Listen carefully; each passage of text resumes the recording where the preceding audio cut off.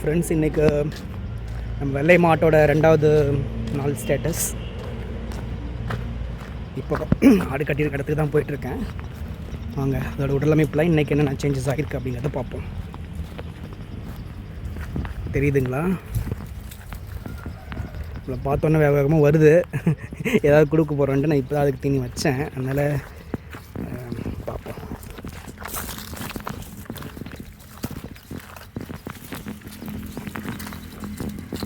மடி பாருங்கள், இன்றைக்கி வந்து இந்த ஸ்டேட்டஸ்லாம் இருக்குது. ஓகேங்களா?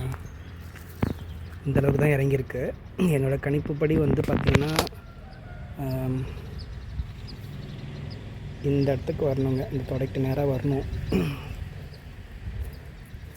இந்த தொடைக்கு நேராக ஈக்குவலாக வரணும். கொஞ்சம் நெருங்கிட்டு இருக்கு அது. ஆனால் அந்த ஸ்டேஜ் வரத்துக்கு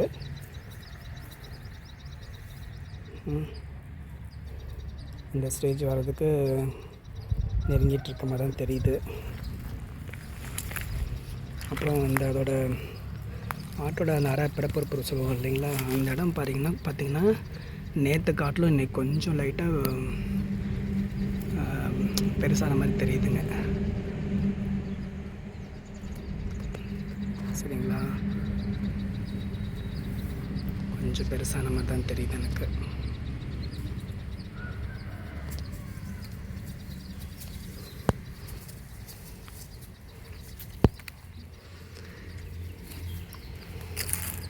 வயிறு வந்து சைஸ் கொஞ்சம் சின்னதாகிடுச்சுங்க.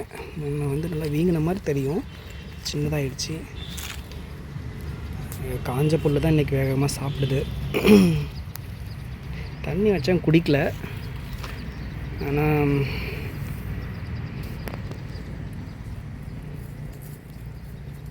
வயிறு நல்லா குழி உழுவ ஆரம்பிச்சிருச்சுங்க. இந்த பக்கம் பார்த்திங்கன்னா நல்லா குழி உழுவ ஆரம்பிச்சிருச்சு. இந்த சேஞ்சஸ் இதெல்லாம் தான் நான் பார்க்குறேன். இந்த சேஞ்சஸ் தான் பார்க்குறேன். இன்னும் அந்த மடியில் வந்து பார்த்திங்கன்னா அந்த காம்பில் முடி கொட்டலைங்க. அப்படி தான் இருக்குது. நான் உங்களுக்கு நான் க்ளோஸ்அப்பில் போய் காட்டுறேன். முடி தெரியுதான்னு தெரியல. பார்த்திங்கன்னா இன்னும் கொட்டலைங்க. அப்படி தான் இருக்குது அந்த இடம். அந்த இடம் பார்த்திங்கன்னா காம்பில் வந்து முடி அப்படியே தான் இருக்குது.